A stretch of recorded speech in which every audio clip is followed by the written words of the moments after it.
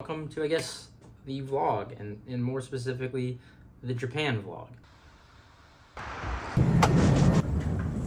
Made it. Hey, ladies and gentlemen of the internet, Adrian here, and I formally welcome you to the Japan vlogs. So, about a week ago, I just got back from my trip, nearly a 2-week stay in Japan, visiting what I call home, where I was born, where I was raised. Everything I know and I attribute to who I am as a person all stemmed from Japan. For those of you who don't know, like I mentioned, I was born and raised in Japan. More specifically, I was born in Okinawa, Japan. My dad being in the U.S. Navy, I bounced around a lot. However, majority of that stint and stay in my upbringing was in Japan. So I got to immerse myself in the culture. I got to be very familiar, and to this day, it's all that I, recognize as home, and it's where I feel most at peace. It's where I feel most at ease, and it's more comfortable in the sense to me, in its familiarity than the States, given that I've lived there a majority of my life. However, with the global pandemic and everything that was, traveling, especially where my parents are in a military military base, even though they're retired now, restrictions, as you can imagine, were tough. So I hadn't been home in about 3.5 years. So it was a long stint. I always try to make an annual trip back home, and it was a long time coming. And when those restrictions lifted and 2023 came around the corner, I knew the first thing I wanted to do was go and visit home, see my parents, see some of my friends, see everything that I just know and attribute to being what I identify as home. So it was a really great opportunity. It was a really great trip that I definitely needed to kick off the new year. It was a great opportunity for me to travel with my partner who had never ever been to Japan. So it was great to kind of show her around for the first time through my own eyes. And also visit my sister who simultaneously flew in, and we coordinated the trip so that we met in Tokyo.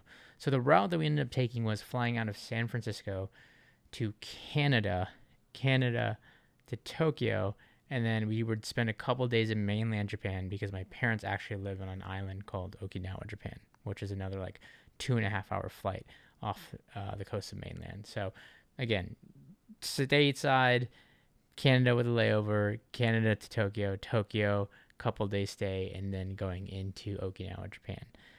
Throughout the trip in general, I try to capture some of the days and moments that will eventually become the vlog series, which you're about to watch, which I'll release in multiple videos.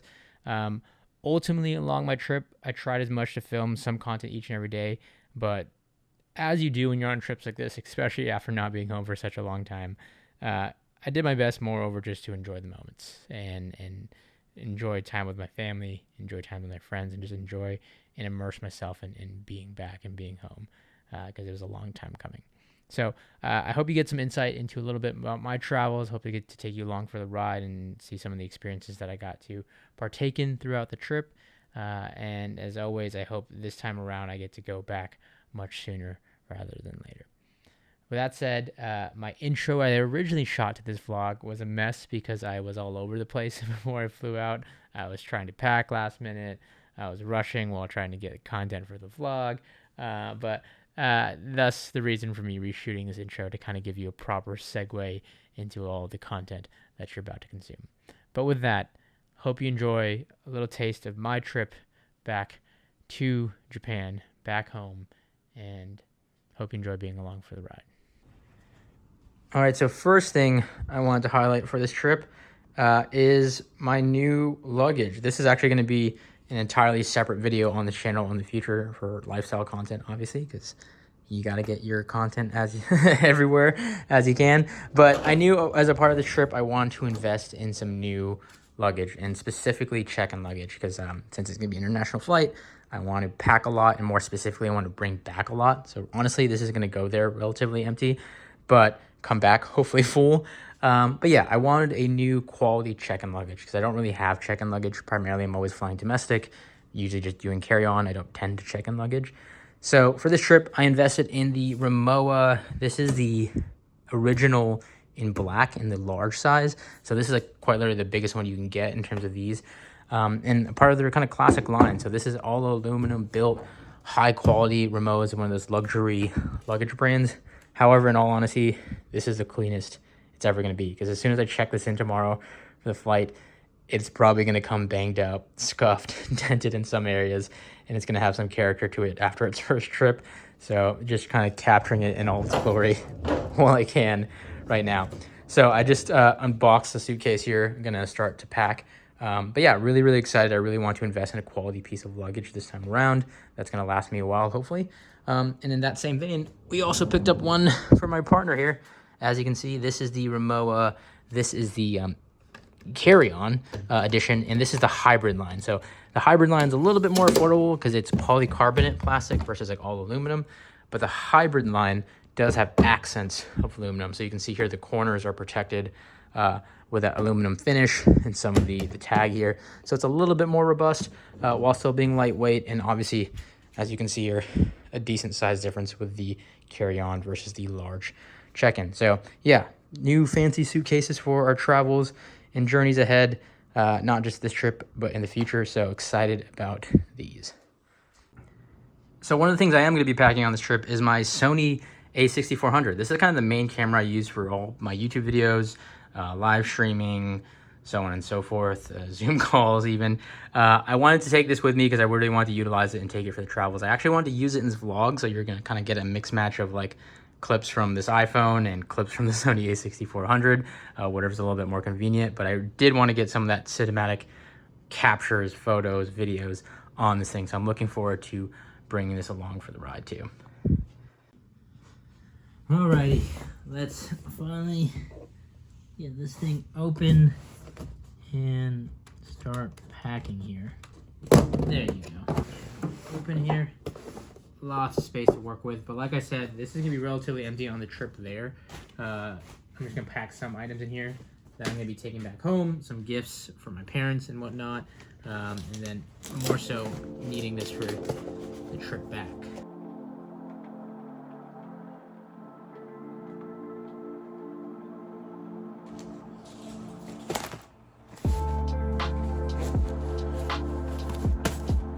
And then for the carry-on. Okay, so the procrastinator in me is nearly done packing. However, the next dilemma, as it is nearly 1 a.m., is to decide whether or not it's worth sleeping for 2 hours until my 3 a.m. alarm goes off to head to the airport, or just stay up and tough it out. That way I'm more tired on the plane and ultimately more tired on the long leg of the flight to Tokyo.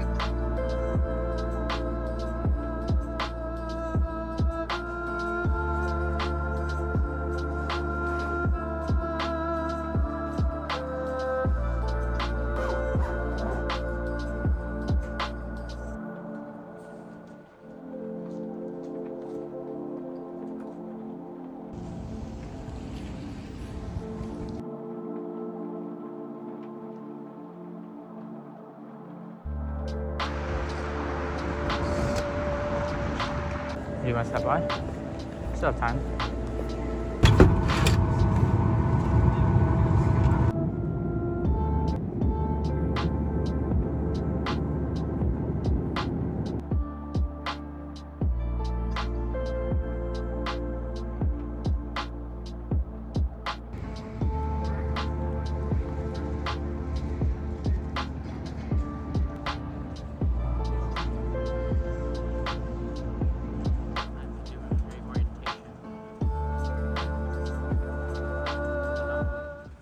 Part of the interruption, future Adrian here, editor's post note.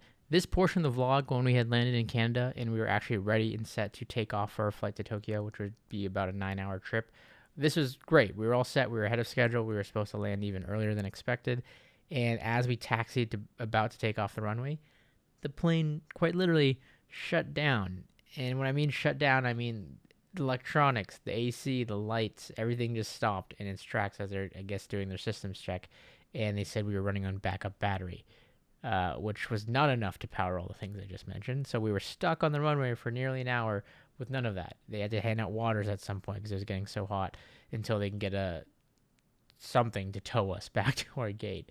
At that point, engineers came on board. They couldn't resolve the issue, which at that point anyway, you'd imagine I'd rather be safe than sorry and just transfer planes anyway.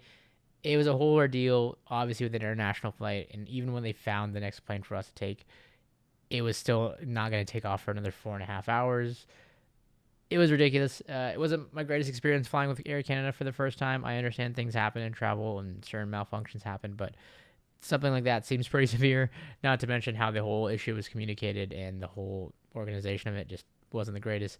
But look, at the end of the day, silver lining, I'd rather that happen on the ground than in the air.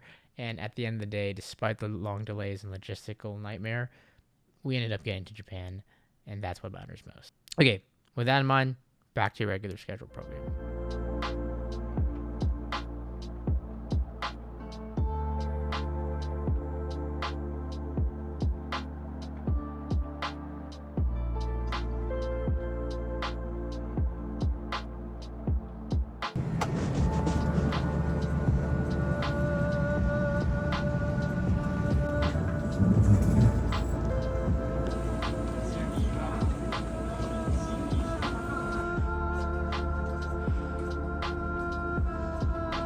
Made it.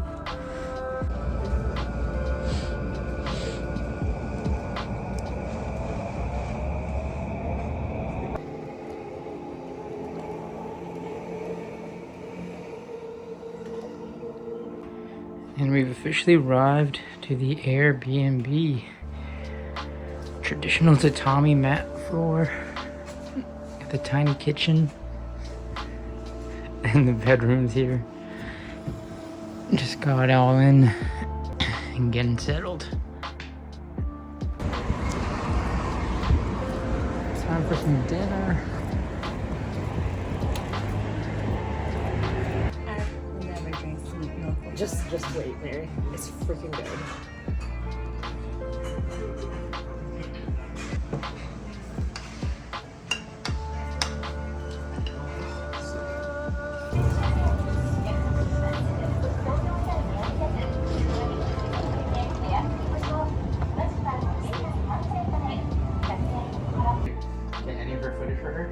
I did. Oh. I got a lot.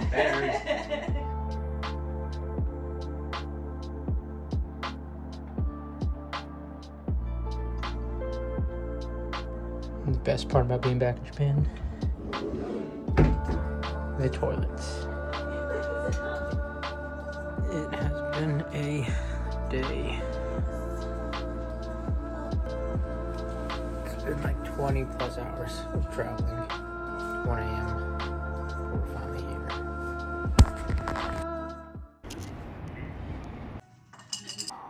Oh.